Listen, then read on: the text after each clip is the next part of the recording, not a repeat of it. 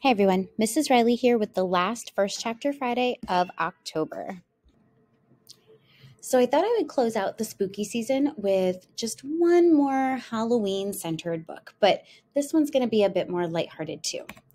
I am going to share with you one of the short stories from Jeff Kinney's Rowley Jefferson's Awesome Friendly Spooky Stories.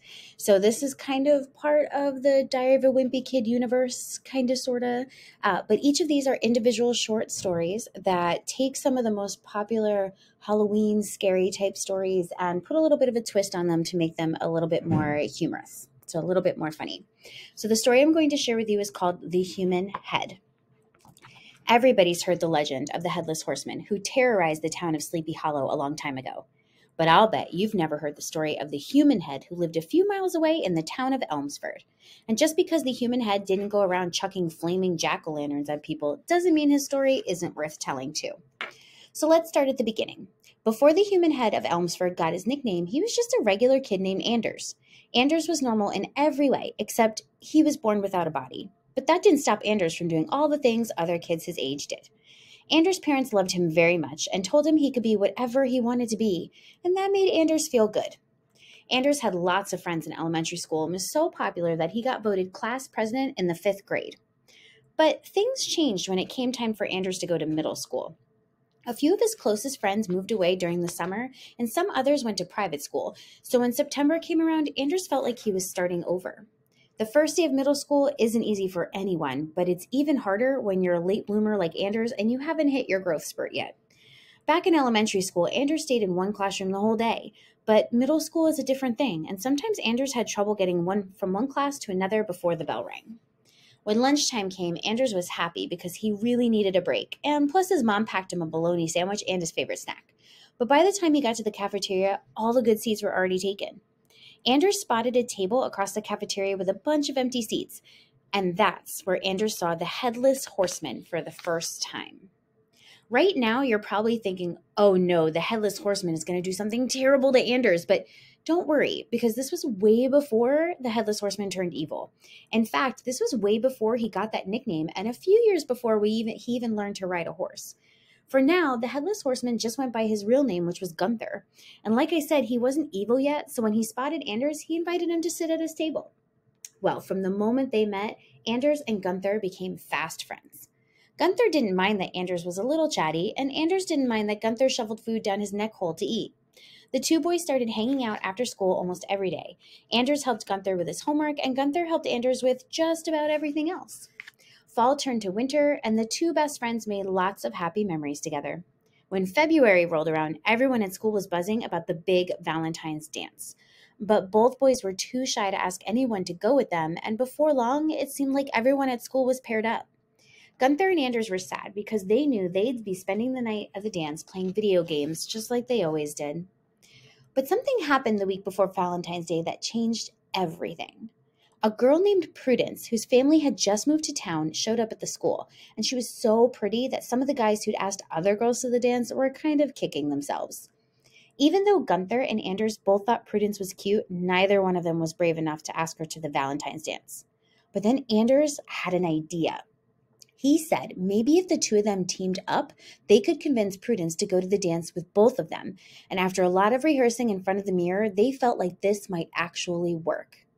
The next day, the guys brought a bouquet of flowers to school and got the courage to ask Prudence to the dance. And believe it or not, she said yes.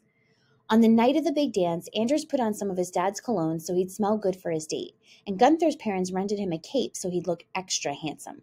So when the guys showed up at Prudence's house, they were looking pretty sharp. When the three kids got to the school, they didn't know what to expect because this was the first time any of them had been to a real dance. But the party planning committee had really done their job because the cafeteria looked totally amazing. Anders, Gunther, and Prudence hung out by the refreshments table for a while, and Anders told a few jokes he had been practicing. And when Prudence laughed, Anders thought things couldn't be going any better. When the music got really cranking, no one wanted to be the first to step out onto the dance floor, but then Gunther surprised everyone by totally going for it. It turns out Gunther was a really awesome dancer, and no one was happier about that than Anders. That was all it took to get everyone else out on the dance floor, and before long, the party was in high gear. Anders and Gunther started a conga line, and everyone joined in, But Anders wasn't looking where he was going, and that led to disaster. Mrs. Reilly here. You can't see the cartoons that are inside the book, but just remember, one of them is only a head and one of them is only a body. So this is going to end pretty badly. Back to the story. Prudence was kind of upset because until now, she thought Gunther and Anders were one person. She was a little sore at the guys for not being honest with her about who they really were. But after Anders apologized, she forgave them, and when a slow song came on, Gunther asked her to dance. Even though Anders had a great spot right next to the cookie platter, the rest of the night wasn't very much fun for him. After that night, things started to change between Anders and Gunther.